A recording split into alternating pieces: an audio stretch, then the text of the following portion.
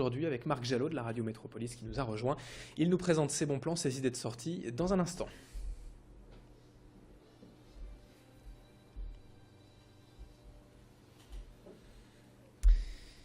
Bonjour Marc.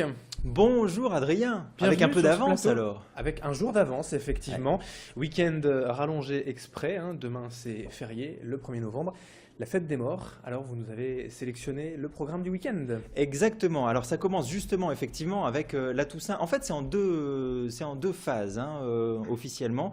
Il y a d'abord la Toussaint, 1er novembre. La Toussaint c'est la fête de tous les saints, le jour des défunts étant le lendemain. Et c'est de là que vient la tradition finalement d'aller saluer la mémoire des disparus en allant se Merci pour la recueillir. précision, c'est important.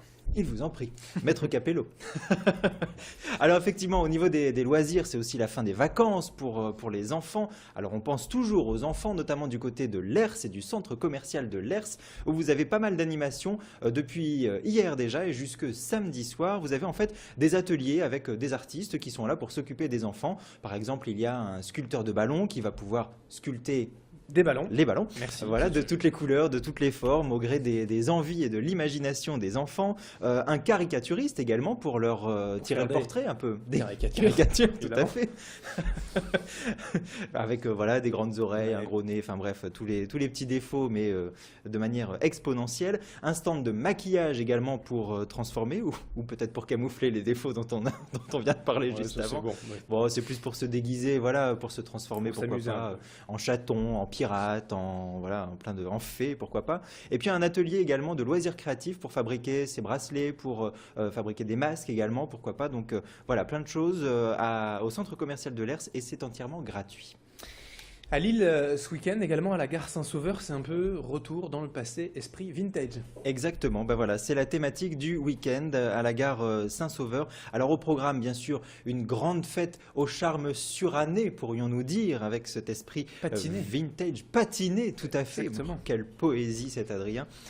Donc le week-end vintage avec beaucoup de musique, des concerts live tout au long du week-end du côté du bar de la gare Saint-Sauveur, un marché vintage, j'ai traduit marché parce que sinon c'est le vintage market, mais bon c'est plus, on comprend mieux peut-être un marché vintage pour trouver des vieux vêtements, voilà, exactement, friperie, c'est surtout ça. Et puis des projections ciné également avec pas mal de souvenirs cinématographiques. Vous avez le programme complet sur le site lille3000.eu et tout ceci d'ailleurs est également gratuit.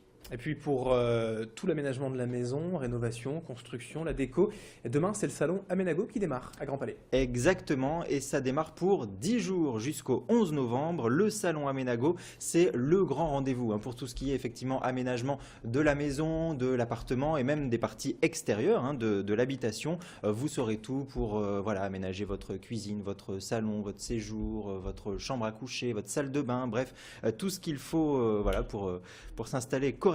300 exposants sont présents sur le salon. Alors au niveau du tarif, c'est 5 € tarif plein, 3 € tarif réduit les week-ends et les jours fériés. Et petit bon plan, vous pouvez télécharger d'ailleurs un bon pour pouvoir profiter du tarif réduit tout le temps sur le site lille.amenago.com et vous allez dans la rubrique info pratique. Et puis notez que le week-end prochain, pour la fin du salon Aménago, ce sera le salon Envie culinaire. On en a parlé tout à l'heure avec l'une des responsables de l'organisation. Merci Marc. Mais merci Adrien et puis bon week-end alors du coup.